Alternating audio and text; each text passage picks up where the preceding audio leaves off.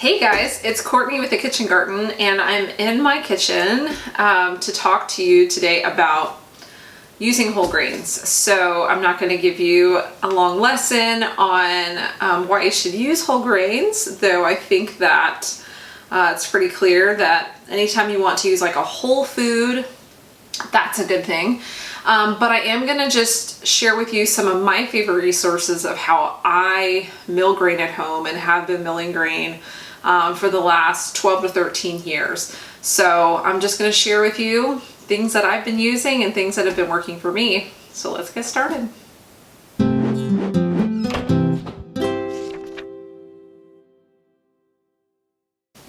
Okay, so first things first, when I say whole grains, what am I talking about? Because you see that in packages all the time, like made with whole grain, and usually it's things that involve oatmeal because it is actually a whole grain that's been steamed and pressed. But no, when I'm talking about whole grains at home, I really mean milling your own grain, and that just simply means taking the actual grain. This is a hard wheat, excuse me. This is actually a hard white wheat, and milling it at home to produce whole wheat flour. So this is something, like I said, I've been doing for 12 or 13 years, and feels like yesterday, but it's really not difficult. Whenever I tell someone who's never heard of it before that I make my own flour at home, you really get looks of, why would you want to do that? And doesn't that take, I think they equate it to milking a cow, and that's really not what it is. Technology has made milling your own grains at home super easy, and there's lots of options. And as I mentioned before, it really comes back to the whole idea of whole foods. So if you are interested in cleaning up your diet and focusing on eating foods as close to the actual source as possible, then milling grain is probably something that you would be interested in.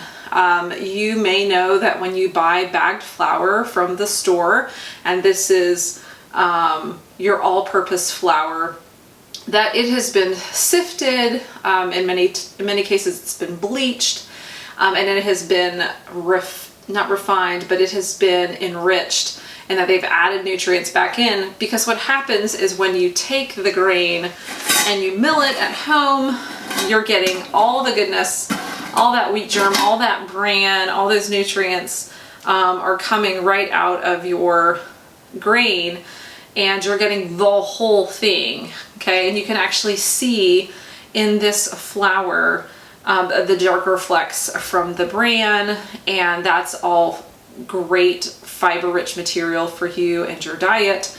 Diet meaning what you eat, not you're holding back on yourself. But that's important. It's healthy, it's good for you, and something that you want to have in your diet as long as your body can tolerate, you know, grain. If you're gluten-free, that's a whole different conversation. So, but being able to mill at home is as close to the source of flour as you can get. And there's a significant difference in the way that home ground flour tastes. When you're making your baked goods, when you're making bread, you're making muffins, you're making cinnamon rolls, everything tastes better when it's super fresh. And you're not using something that's been sitting on a grocery store shelf for months and months. I think the same theory applies, or principle applies, to why we grow fruits and vegetables in our gardens, is because that's the closest we can get to the source, and we know what has gone into it and what has not been sprayed on it. And so this can also be true for what you use to bake with at home. So that's my spiel on baking, on whole grains, and just what it is, just in case you weren't sure. So this is just whole grains. You can mill wheat at home to make your just whole wheat flour. And there's different types of wheat berries depending on what you're baking, and I've got a different video for that, about the different grains that you'll want to mill for different purposes. there's fluidity in that as well. Like we can substitute things in and out. You can also mill other grains. This is millet. You can cook millet, or you can grind it up. You can just straight up add it into some muffins for a little crunch. They're delicious. You can mill oats, whole oat groats, not necessarily your pressed oatmeal, but your whole oat groats for oat flour. You can mill rice for rice flour, and I'm going to show you what I use in order to do that. So I have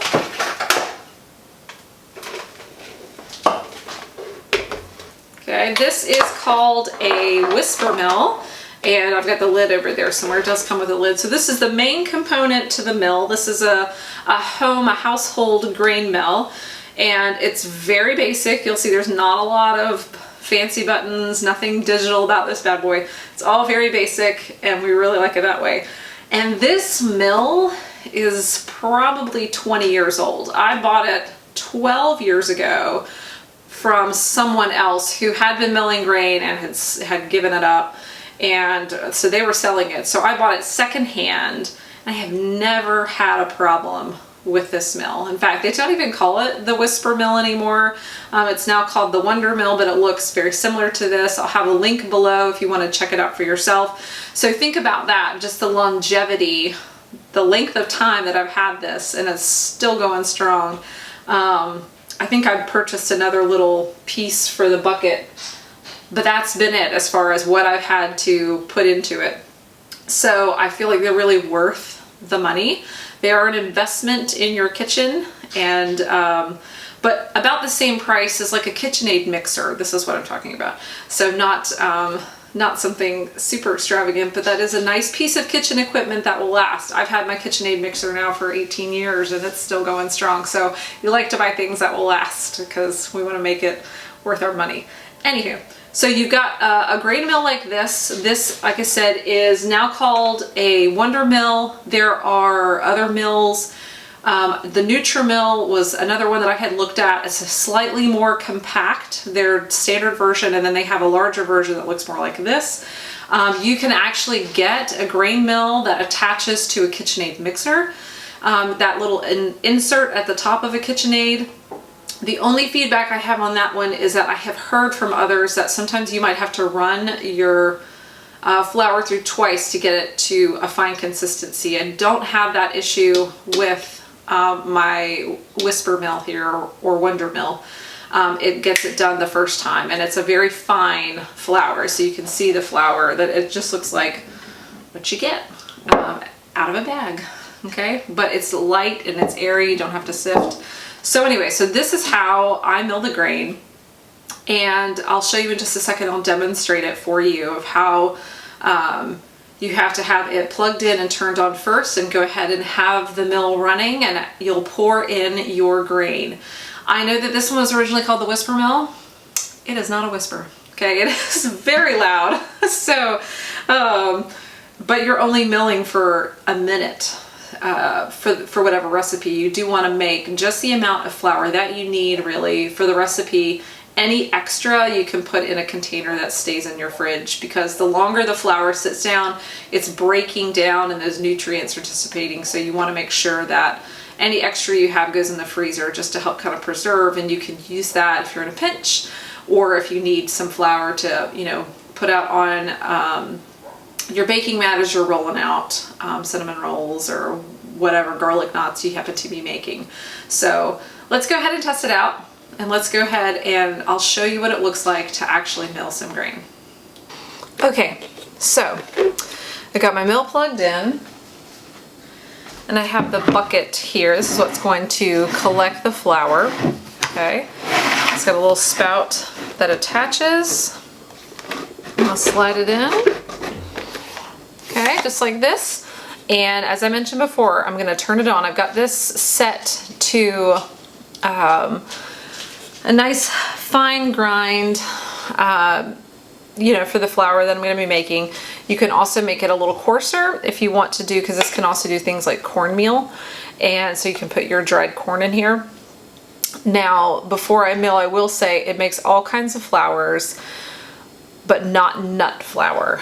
Okay, so you don't want to put almonds in here, or can even do other, I'm trying to think of other nuts that we have flours made out of. I'm sure there's all kinds of fancy flours I've never even heard of yet, but not nuts. So no almond flour in this bad boy. Nuts have too much oil in them and they will clog up the inner mechanisms, so don't use nuts in these type of mills, just an FYI. Okay, so I'm going to be milling some soft white wheat. This is typically what I use when I'm making muffins and other non-yeasted baked goods. So I'm going to go ahead and get a cup ready, and you typically want to mill about a little less. So if I need 3 cups of flour, I'm going to do about 2.5 to 2 3/4 cup roughly of grain.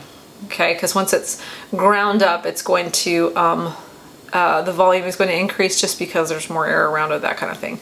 So it's going to get loud, so just be aware. Here we go.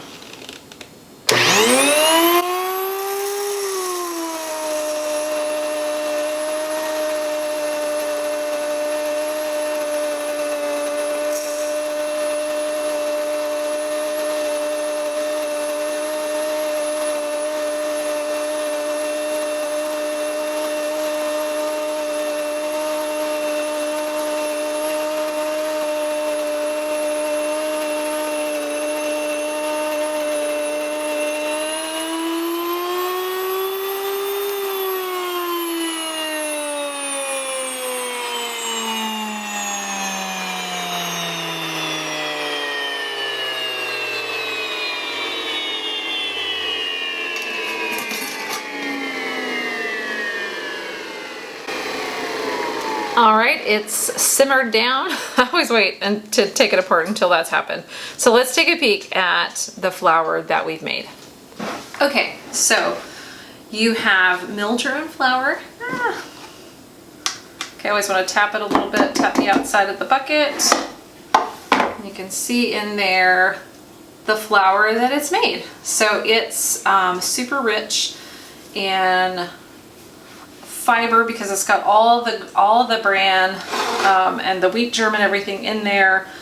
As I was milling, I was pulling out this batch of soft white wheat. I buy it in bulk. Had a lot of the stems still on it, so I had to kind of pick those out a little bit. First time that's ever happened. Anyways, so you want to use this. I like to use it immediately, or at least within 24 hours, and it's warm.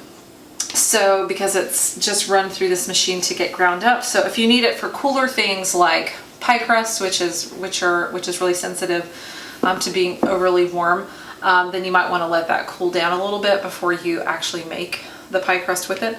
But milling at home is incredibly easy, and most of the home mills are going to work similarly to this one, and that is literally just plugging it in, pouring the grain in, and your flour comes out. So this is something, like I said, we've been doing for a long time now. And a couple of things to help you if you're just getting started or you're thinking about getting started. Obviously you can look into a grain mill. I have a couple of books that have helped me tremendously along the way. And the first, this is like, if you're just starting out, the Essential Home Ground Flour book. And this is by Sue Becker.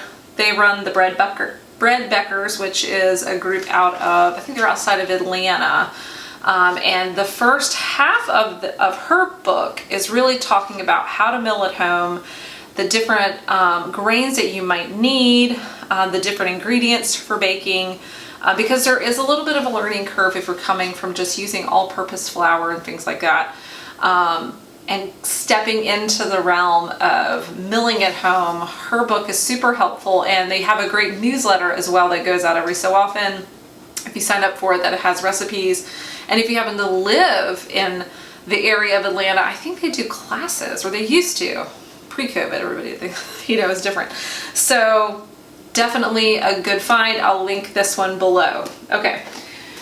The other two other books. The first is Artisan Sourdough. If you already do sourdough, you're looking to incorporate some whole grains into it, then this book, I'm trying to think, Emily Raffa, she has the Clever Carrot. This is excellent. There's a few recipes, a handful of recipes in this that incorporate whole grain flour into your sourdough. So if you're already doing sourdough, but it's a traditional with your all-purpose flour, and you want to bulk them up a little bit, then I would get this particular book. Now, if you want to go all in on baking with whole grains and you really love sourdough, this book has both, but this book is not for the faint of heart, but I have been loving it. Okay, so Mastering Bread, Mark Vetri, he owns a restaurant, I think it's in Philly, and his book it's like a beautiful ode to whole grains. He's a chef and got to the point where everything tasted really good because you're a chef, you have worked so hard to cultivate these flavors, but then you get to bread and it was just bland because it's made with this flour that is not fresh. He wanted to change that, and so he delves into the world of whole grain baking and seeking out fresh grains, and it's awesome. So wonderful book, whether you do sourdough or not. So there's several chapters devoted to sourdough baking, and it even tells you how to transition your starter to a whole wheat starter, which I've actually done recently, and I've only delved into half of them because some are pretty intricate. But if you're a home baker who likes to try things and you want your bread to taste as good as it possibly can, then I would check that out. I also have a lot of great whole grain recipes, and I'll link those below as well, that I have on my website, mainly for things like muffins, because that's how my kids love to eat whole grains for the most part, especially if they have chocolate. But I also have a really great baguette recipe that's super simple, no knead, and it has whole grains in it. So I hope this was helpful in learning about how to mill grains at home, what I use to mill grains, and if you have questions, please leave them below. And I can't wait to hear your favorite type of grain mill, because I'm sure some of you guys have suggestions too, and happy for you to leave those below. Make sure you click subscribe to this channel, and I'll see you guys next time.